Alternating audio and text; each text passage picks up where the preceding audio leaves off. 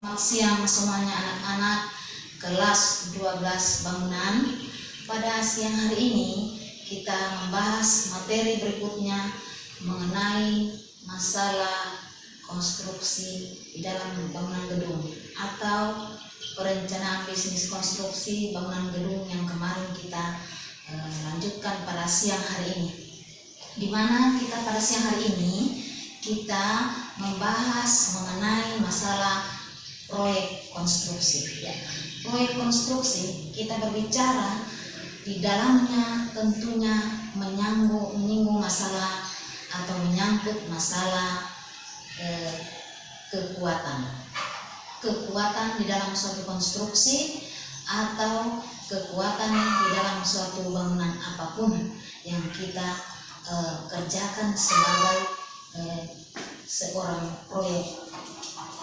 Berikut kalian bisa perhatikan mengenai masalah materi yang berikutnya mengenai masalah proyek konstruksi, yaitu merupakan suatu rangkaian kegiatan yang hanya satu kali dilaksanakan dan umumnya berjangka waktu pendek. Kenapa dikatakan bahwa berjangka pendek?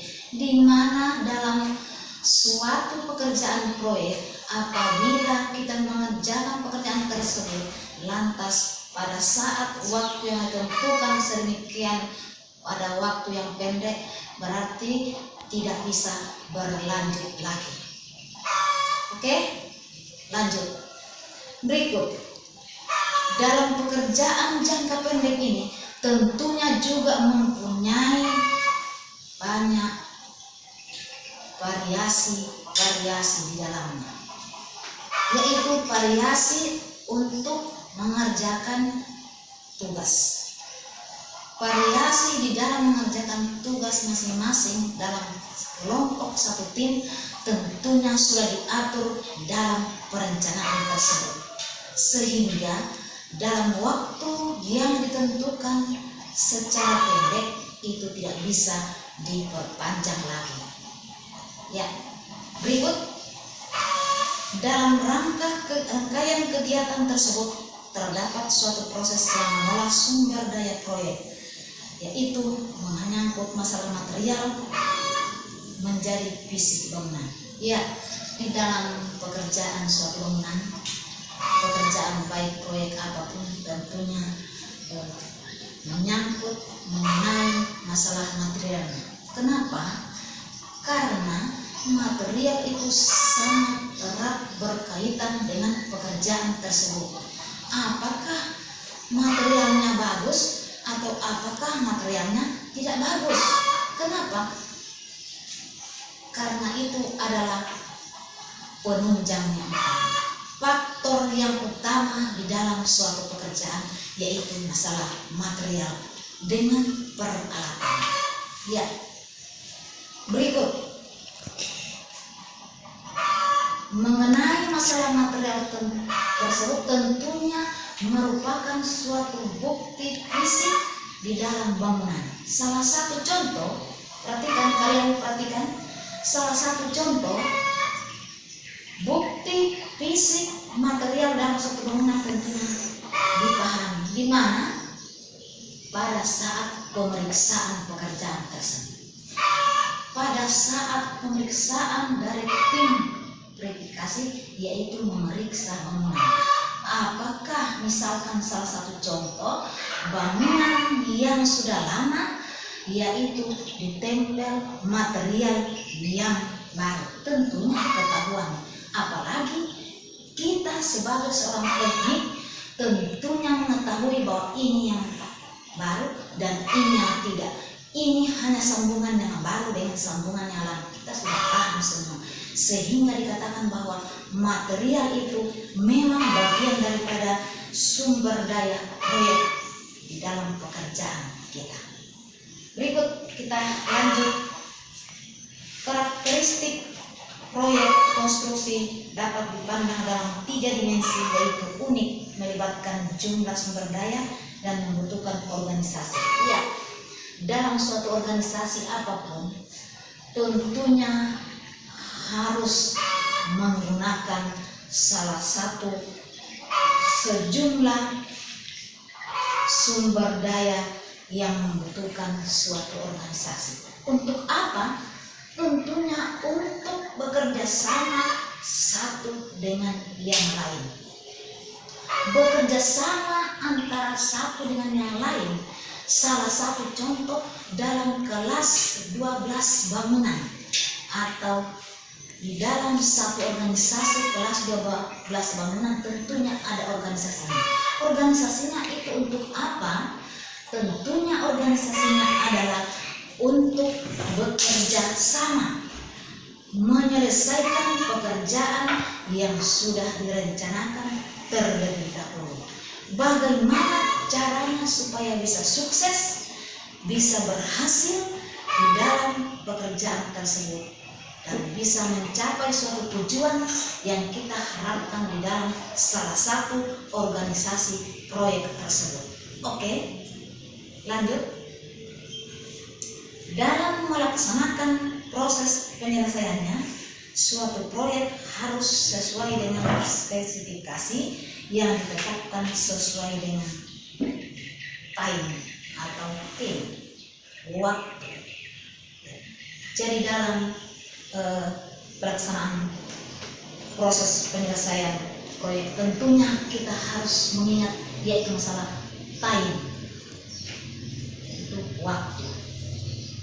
Waktu yang sangat kita butuhkan, waktu yang kita perlukan di dalam mengerjakan suatu pekerjaan, baik dalam bagian perencanaan, bagian pelaksanaan, bagian pengelolaan, dan bagian pengawasan, sangat perlu diharapkan. Selesainya suatu proyek atau selesainya suatu pekerjaan di dalam pekerjaan bangunan atau proyek bangunan harus kita mengingat waktu yang telah disampaikan. Oke, paham semua? Ya. Berikut mengenai masalah manajemen proyek konstruksi. Ya, kita lanjut ke manajemen proyek konstruksi. Di mana manajemen proyek konstruksi adalah penerapan ilmu pengetahuan, keahlian, keterampilan, cara teknis yang terbaik dan dengan sumber daya yang terbatas untuk mencapai sasaran dan tujuan yang telah ditentukan agar mendapatkan hasil yang optimal dalam hal kinerja, mutu, dan waktu serta keselamatan kerja. Ya, di dalam masalah manajemennya itu tentunya perlu kita ingat bahwa pengetahuan, keahlian, dan keterampilan itu memang sangat diperlukan. Kenapa harus diperlukan masalah keahlian? Iya, tentunya cara bekerja dalam suatu pekerjaan di proyek tentunya kita dibutuhkan yang mempunyai seorang ahli. Seperti dengan kalian di dalam kelas 12 bangunan ini tentunya sudah mempunyai suatu keahlian. Keahliannya dari mana? Anda sudah bisa menghitung volume fondasi, Anda sudah bisa menghitung rak, Anda sudah bisa menggambar bangunan gedung dan lain-lain sebagainya. Di mana Anda sudah pernah dididik, diajar oleh Bapak Ibu guru, termasuk Ibu, untuk bisa mengetahui semua hal tersebut tentang masalah keahlian tersebut.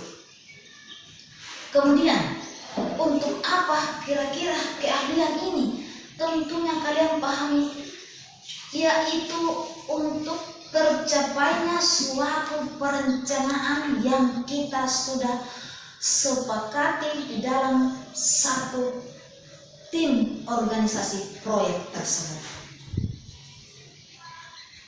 Salah satu contoh, Ibu berikan contoh. Di dalam kelas ini tentunya kalian sudah satu kelompok tim organisasi kelas 12 bangunan yang masing-masing ada perencanaannya, tapi harus ada kerjasama. Misalkan si Ringin mempunyai salah satu proyek, tentunya yang lain ini bisa juga ikut di dalam sebagai tim untuk merencanakan, bisa bekerja sama antara satu dengan yang lain. Kenapa? Untuk apa? Berarti untuk kita bisa mencapai mutu kualitas yang bagus yang kita harapkan sama. Berikut, lanjut.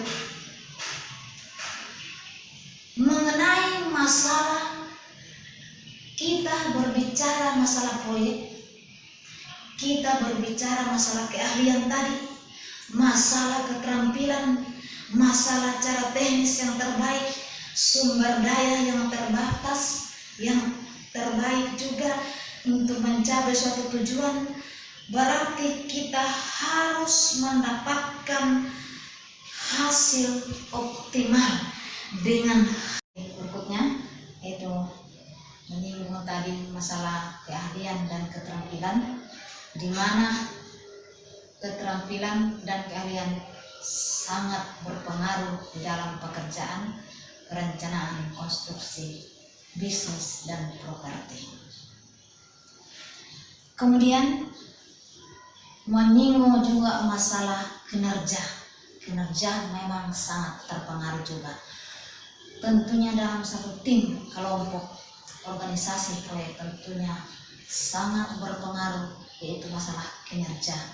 Salah satu contoh dalam 12 bangunan ini tentunya dibutuhkan suatu kinerja yang optimal, yaitu salah satu contoh yaitu kinerja seorang di dalam satu organisasi. Contohnya apakah Sumarno, apakah Ringin, supaya kita bisa lihat siapa kinerjanya yang bagus, siapa yang biasa-biasa saja, dan lain-lain sebagainya.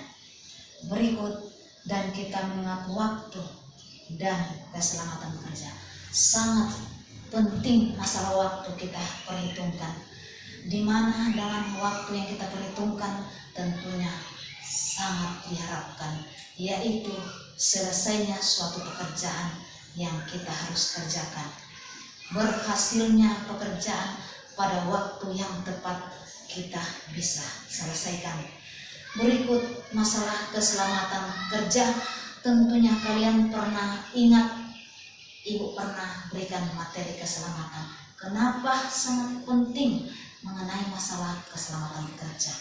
Karena suatu pekerjaan yang kita kerjakan, apapun yang kita lakukan, tentunya kita harus ingat mengenai masalah keselamatan kepada diri kita dan kepada orang-orang di sekitar kita, termasuk orang pekerja di dalam suatu organisasi kita. Sangat kita harapkan yaitu keselamatan kerja. Karena apabila terjadi keselamatan kerja kita tidak inginkan ini, maka hal-hal akan bisa mengganggu organisasi, pekerjaan kita ini bisa terbengkalai. Dan kita berbicara mutu dan kualitas tentunya tidak tercapai karena kita ceroboh dalam keselamatan. Ya, oke, kita lanjut. Dalam proses manajemen proyek dimulai dari kegiatan perencanaan hingga pengendalian didasarkan atas input-input seperti tujuan dan sasaran proyek. Ya, tentunya kita mulai dari kegiatan perencanaan. Suatu pekerjaan tentunya harus kita mulai dari perencanaan. Tidak luput kita ingat bahwa perencanaan sesuatu pekerjaan tentunya keberhasilan juga yang kita harapkan. Kalau perencanaan bagus, berarti berjalannya suatu pekerjaan dalam proyek tentunya bagus. Kalau perencanaan sudah bagus, berarti pengawasan, pengelolaan tentunya bagus juga. Berikut kita lanjut berikutnya. mengenai masalah perencanaan proyek. Ya. Jadi kita berbicara terus perencanaan terus melulu. Ya. Perencanaan proyek merupakan salah satu fungsi kita dalam kegiatan manajemen proyek. Perencanaan manajemen proyek adalah salah satu bagian vital di dalam proyek. Kenapa? Berarti apabila perencanaan salah, berarti pelaksanaan, pengawasan, pengelolaan tentu salah juga. Iya kan? Ya salah. Jadi Sumarno ringin kalau suatu pekerjaan dikerjakan dalam proyek karena kalian adalah seorang proyek atau seorang ahli dalam bidangnya, seorang teknik, berarti harus hati-hati di dalam perencanaan. Bisa tidak berhasil pekerjaan apabila tidak diawali dengan perencanaan. Iya kan? Ya, begitu. Berarti harus semua pekerjaan dibarengi dengan perencanaan supaya dia berjalan dengan bagus, kualitas bagus, mutu bagus. Apa yang kita rencanakan tercapai dengan bagus juga. Berikut, manajemen harus membuat langkah-langkah positif, proaktif dalam melakukan perencanaan yang kompetitif agar sasaran dan tujuan dapat tercapai. Ya, harus proaktif dalam langkah-langkah perencanaan supaya apa yang kita rencanakan bisa tercapai dengan bagus. Sasaran yang kita inginkan bisa kita dapat sedemikian mungkin dalam persaingan proyek, karena sekarang adalah zamannya persaingan. Berarti Anda harus bersaing oleh perusahaan lain dengan perusahaan Anda.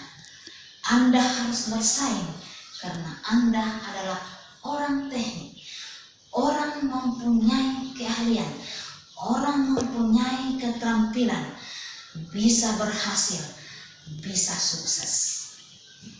Berikut mengenai masalah pengertian perencanaan proyek. Secara umum, definisi perencanaan adalah suatu proses dalam manajemen proyek yang mencoba meletakkan dasar, tujuan, dan sasaran, termasuk dalam menyiapkan segala program teknis dan administrasi agar dapat diterapkan. Ya, harus diperhatikan juga mengenai masalah administrasinya. Administrasi yang diterapkan, yang sudah kita rencanakan, tentunya kita harus perhatikan. Kenapa kita harus perhatikan? Karena dalam suatu organisasi, kalau kita tidak mengetahui mengenai administrasinya, berarti tidak bisa berhasil juga. Apakah administrasi keuangan? Karena di dalam administrasi keuangan itu sangat-sangat berpengaruh di dalam pekerjaan tersebut. Di mana pekerjaan kita adalah pekerjaan yang menghasilkan uang, yang uangnya banyak, bukan uangnya sedikit, tapi uangnya yang banyak. Oleh itu administrasinya kita harus kasih bagus supaya tidak tercapai hal-hal yang kita tidak inginkan. Oke. Berikut, diperlukan cara memilih dan menentukan langkah-langkah kegiatan di masa datang yang diperlukan untuk mencapai tujuan. Ya, tentunya kita harus menentukan langkah-langkah apa yang kita mau pergunakan di masa yang akan datang. Ya, kalau dalam sekarang adalah persaingan, tentunya yang kita harus persiapkan yaitu pertama juga mental kita sebagai suatu organisasi dalam tim proyek tersebut. Mental dengan masalah keterampilan tadi dan masalah keahlian dengan masalah keselamatan yang kita harus ingat. Oleh sebab itu, fungsi pengendalian adalah memantau dan mengkaji, bila perlu mengadakan koreksi agar langkah-langkah kegiatan tersebut terbimbing ke arah tujuan yang telah ditetapkan. Ya, kalau sudah disepakati atau kita sudah memantau perlu juga kita harus mengadakan koreksi agar langkah-langkah tersebut kita bisa terarah atau terbimbing ke tujuan yang telah kita tentukan. Tentunya kalau kita bekerja, kita harus koreksi. Apakah pekerjaan saya ini sudah betul ini? Apakah saya sebagai pengawasan ini sudah betul saya punya pengawasan? Atau apakah saya punya cara sebagai perencana ini sudah betul kira-kira ini? Atau apakah saya sebagai pengelola sudah betul? Jadi kita harus perhatikan semua. Kita harus koreksi sendiri sebelum orang koreksi. Sebelum tim audit datang termasuk ke masalah keuangan. Makanya itu harus terus-menerus kita harus adakan namanya dokumentasi. Dokumentasi artinya bukti fisik untuk diperlihatkan apabila tim audit datang pada waktunya kita diaudit. Tim audit datang memeriksa, yaitu masalah bukti fisiknya termasuk keuangan atau duitnya atau rupiahnya. Oke.